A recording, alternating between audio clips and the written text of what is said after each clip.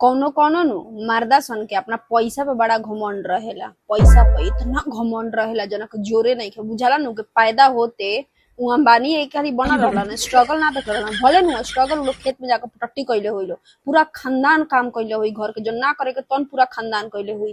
लेकिन